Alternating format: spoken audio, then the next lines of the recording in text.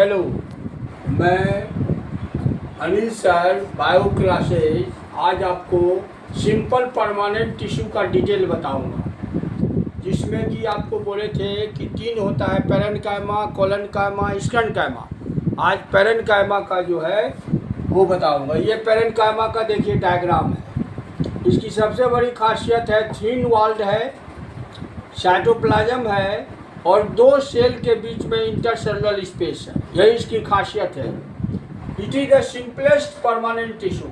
यह बहुत ही सिंपल होता है। The cells of this tissue are living होगा, सजीव होगा, राउंडेड होगा, गोलाकार, ओवेट अंडाकार होगा, पॉलीगोनल बहुभुजी होगा, इर्रेगुलर अनियमित आकार का होगा। The cell in this tissue is dense cytoplasm and nucleus.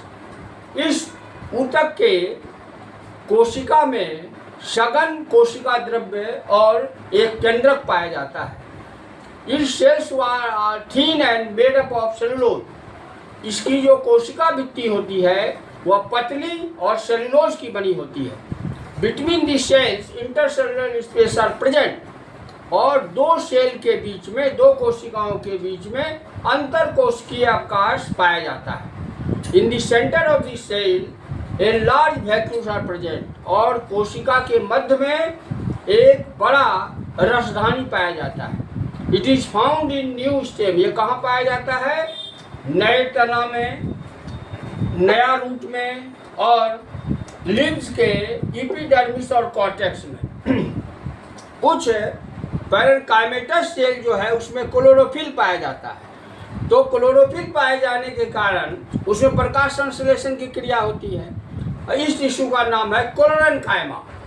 Collenchyma जो है, पेरेन्काइमा में जब क्लोरोफिल मिलेगा तो इसका नाम हो जाएगा कोलेन्काइमा। और काम क्या होगा? खाना का फॉर्मेशन करेगा। अब आइए, इन एक्वेटिक प्लांट्स, जलीय पौधों में एयर कैविटीज पाया जाता है। कहाँ? 2 पेरेन्काइमा सेल के बीच में। और वह काहे पाया जाता है? तो तैरने के लिए, उत्प्लावन के लिए, बायंसी के लिए। तो उसका नाम है एरेन्काइमा। तो इसमें पेरेन्काइमा में 2 स्पेशल टिश्यू है। एक है कोलेन्काइमा। कोलेन्काइमा हो गया कि जब पेरेन्काइमा सेल में क्लोरोफिल पाया जाएगा तो उसका नाम हो जाएगा कोलेन्काइमा। और काम क्या होगा? खाना बनाएगा। और कुछ जलीय पौधों में जो है बड़ा बड़ा एयर कैविटीज पाया जाता है तैरने के लिए, बायंसी के लिए। तो उसका नाम एरेन्काइमा हो जाएगा। ये स्ट्रक्चर हो गया, ये डायग्राम हो गया। अब आइए फंक्शन। ये फंक्शन क्या है? It is in the form of epidermis to conserve of plants. इसका काम क्या है? यह एपिडर्मिस के रूप में पौधों का संरक्षण करता है। सेकेंड है, इन green parts of plants particularly leaves it is responsible for food formation. और यह जो है पौधे के हरे भागों में, खास करके पत्तियों में भोजन का निर्माण करता है। तीसरा काम क्या है? It stores food in storage region. यह भोजन संचित करने का कार्य करता है जहाँ भोजन जमा होता है। It is also stores 2 excretive products such as gums, resins, tannins, etc. यह जो है आपको एक्सक्रीटिव, उत्सर्जी पदार्थ को भी जो है जमा करता है। जैसे गम्स गोंद हुआ, रेजिन लट्ठा हुआ, टेनिन जो है उसी में एक लट्ठा होता है। और फोर्थ क्या हुआ?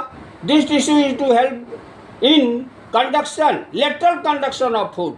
पार्श्व संचालन में ये मदद करता है। और अंतिम है कि अंतर कोशिकीय अवकाश पाए जाने के कारण यह गैसों का विनिमय करता है।